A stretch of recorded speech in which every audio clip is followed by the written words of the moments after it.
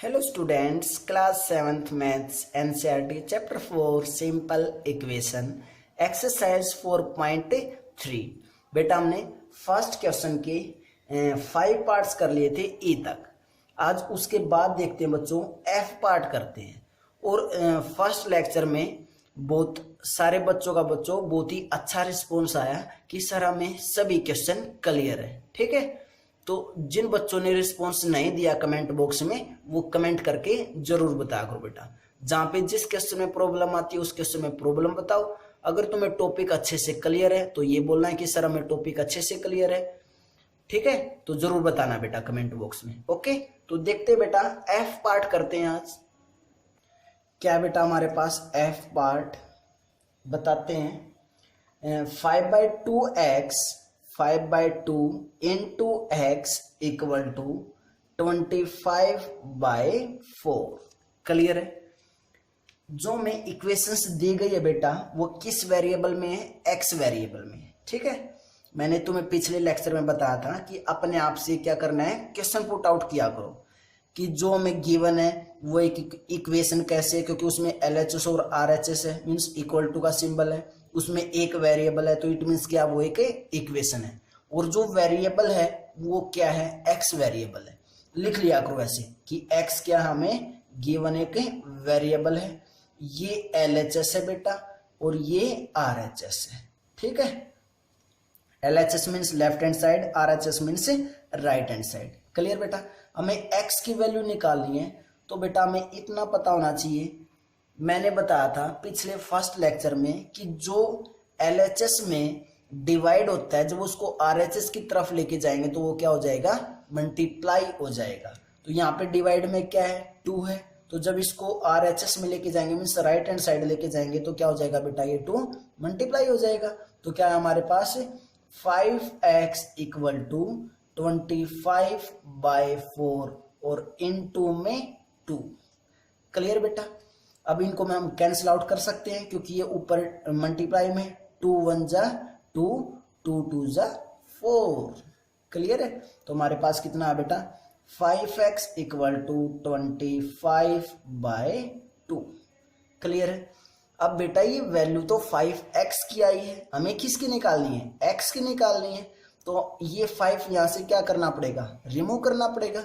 और 5 रिमूव कैसे होगा बेटा? ये 5 इस x के साथ मल्टीप्लाई है, तो लेफ्ट हैंड साइड अगर मल्टीप्लाई है तो राइट हैंड साइड क्या हो जाता है?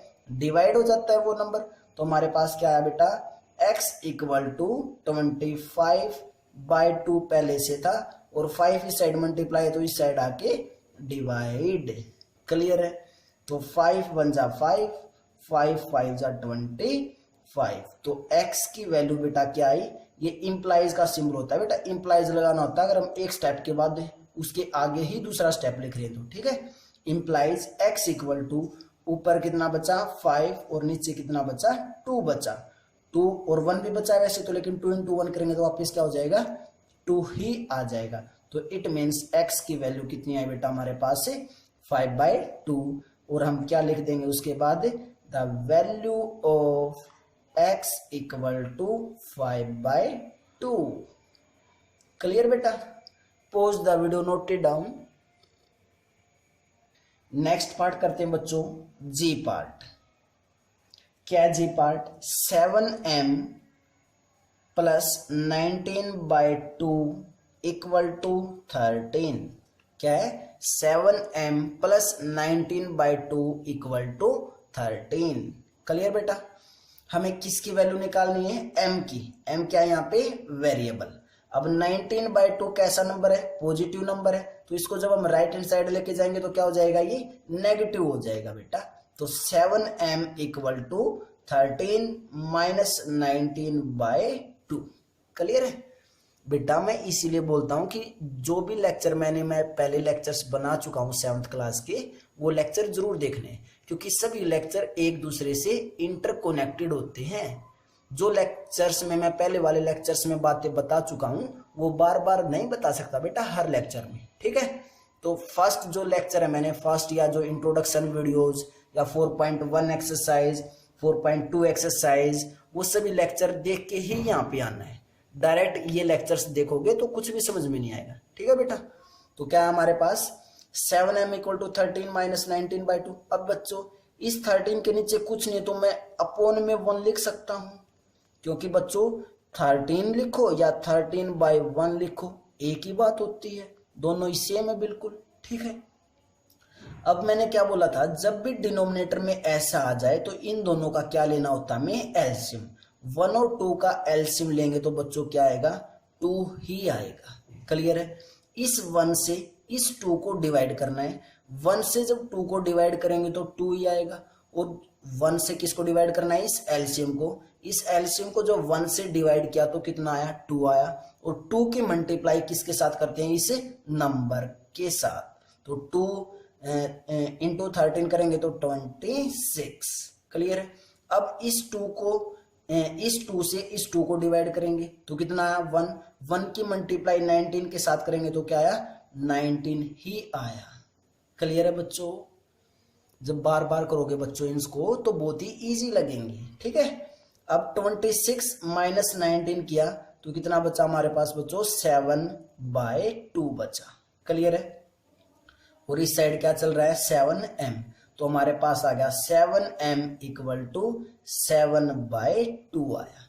ठीक है, अब हमें किसकी वैल्यू निकालनी थी, m की वैल्यू निकालनी थी, लेकिन यहाँ पे क्या है साथ में m के साथ 7 भी है, तो 7 को रिमूव करना है। अब 7 को रिमूव कैसे करेंगे, 7m के साथ क्या है, मल्टीप्लाई।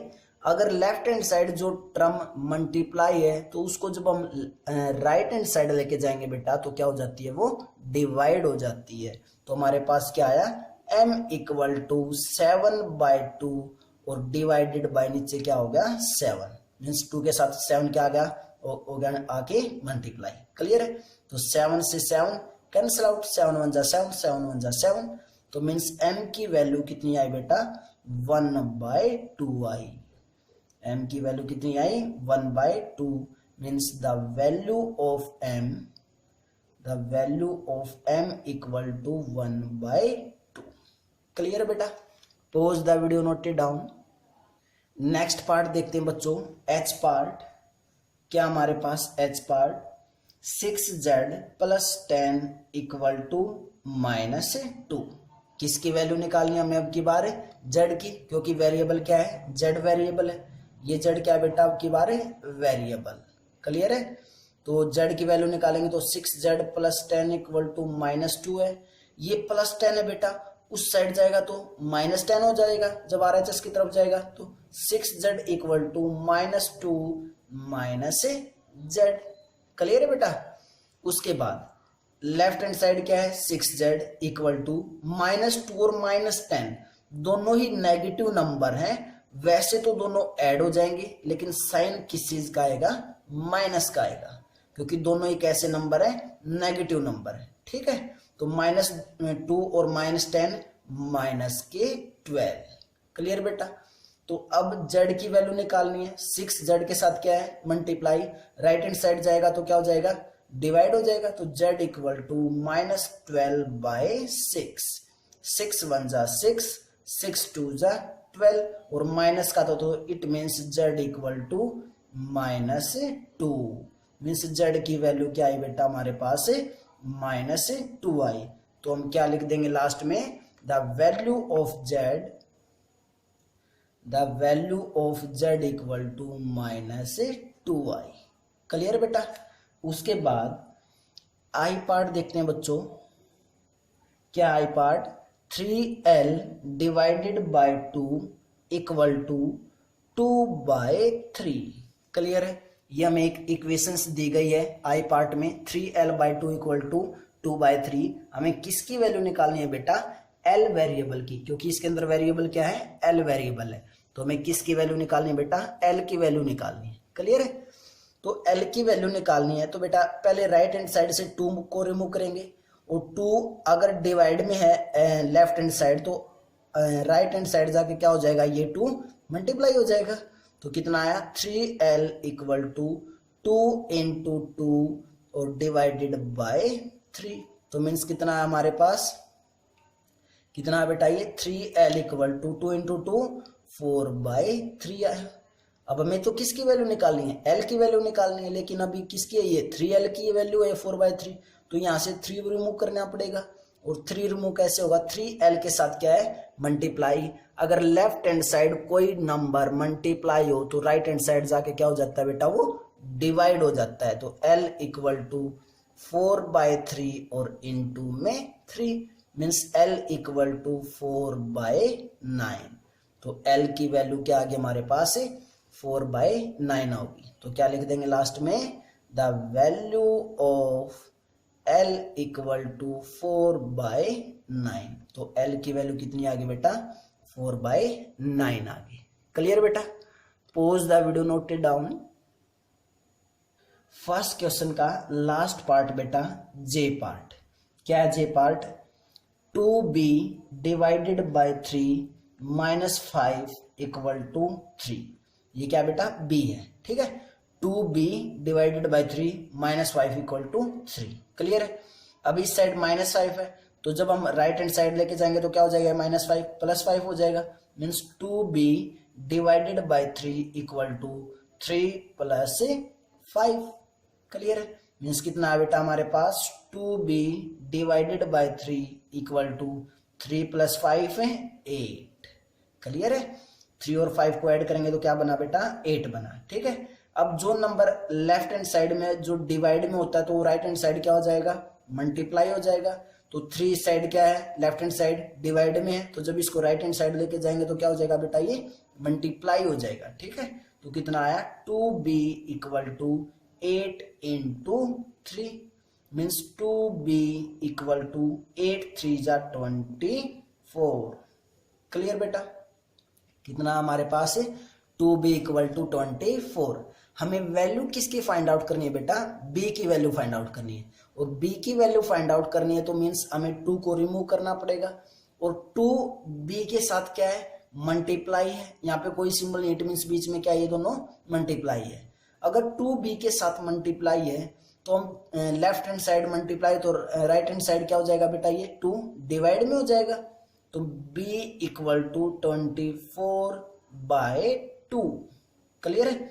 2 1 जा 2, 2 1 जा 2, 2 2 जा 4 मीन्स b की वैल्यू कितनी आई बेटा, 12 आई। b की वैल्यू कितनी आई, 12। तो हम क्या लिख देंगे, द वैल्यू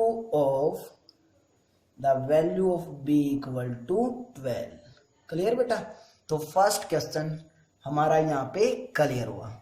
आई थिंक तुम्हें इस मेथड से जो हम हायर क्लासेस में करेंगे, हायर क्लासेस में मीन्स बेटा 8th में हम ऐसे ही पढ़ेंगे, वो मैंने तुम्हें पहले ही सिखाने की कोशिश की है।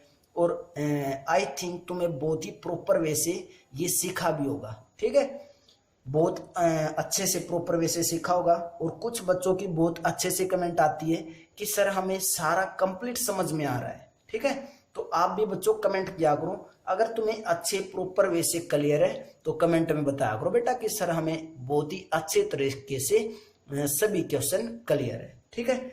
अब मैं तुम्हें 2 क्वेश्चन देता हूं करने के लिए, और उन दोनों ही क्वेश्चंस के तुम्हें मेरे पास आंसर जरूर भेजना है। ठीक है। क्या काम करना है तुम्हें, ये 2 क्वेश्चन दे रहा हूं बेटा मैं, ए और बी पार्ट। ठीक है। हमें इक्वेशंस को सोल्व करना है, सोल्व दीज इक्वेशंस। ठीक है बेटा। इक्वेशन क्या क्या है वो देखो, और इसी मेथड से करना है जैसे मैंने अब 4.3 में यूज किया है। फर्स्ट क्वेश्चन है 2x + 3 इक्वल टू 4। ठीक है, यहां से x की वैल्यू निकालनी है फर्स्ट पार्ट से। और सेकंड पार्ट है बेटा हमारे पास 2x डिवाइडेड बाय 5 और +3 इक्वल टू 8। क्लियर है। दोनों से किसकी वैल्यू निकालनी है, x की। फर्स्ट पार्ट से भी x की वैल्यू निकालनी है, सेकंड पार्ट से भी x की वैल्यू निकालनी है। तो देखते हैं बच्चों कितने बच्चे बिल्कुल एग्जैक्ट आंसर, ठीक आंसर दे पाएंगे। और जो बच्चे ठीक आंसर देंगे इट मीन्स उनको ये टॉपिक बहुत ही अच्छे से क्लियर हो चुका है। और बेटा अगर ये टॉपिक तुम्हें अच्छे से क्लियर हो जाएगा तो 8th क्लास में, 9th क्लास में, 10th क्लास में वहां पे हम ऐसे ही इक्वेशंस को सोल्व करेंगे, वहां पे तुम्हें कोई भी प्रॉब्लम नहीं आएगी। क्योंकि आगे तो तुम्हारी हायर क्लासेस आएंगी, स्टडी और इंक्रीज होती चली जाएगी, मैथ का स्टैंडर्ड भी इंक्रीज हो जाएगा। ठीक है। तो अपना बेस बहुत अच्छे से मजबूत बनाना है मैथ को ये मत सोचा करो कि हमें बस क्लास में से 7th क्लास में से बस 8th में जाना है, नहीं। एक मैथ को करने का तरीका होता है, हर चीज को एक प्रॉपर वे से समझ के, अच्छी तरह प्रॉपर वे से समझ के तभी क्या करो। कोई भी क्वेश्चन रटने की जरूरत नहीं है बेटा, मैथ बहुत ही इजी सब्जेक्ट है। इसलिए मैं बार बार बोलता हूँ कि बच्चों मैथ को रटा मत करो, बहुत ही अच्छे वे से प्रॉपर वे से समझ के करना है, ठीक है बेटा। तो pause the video, note it down बेटा, और कमेंट में इन दोनों का आंसर जरूर भेजना बेटा।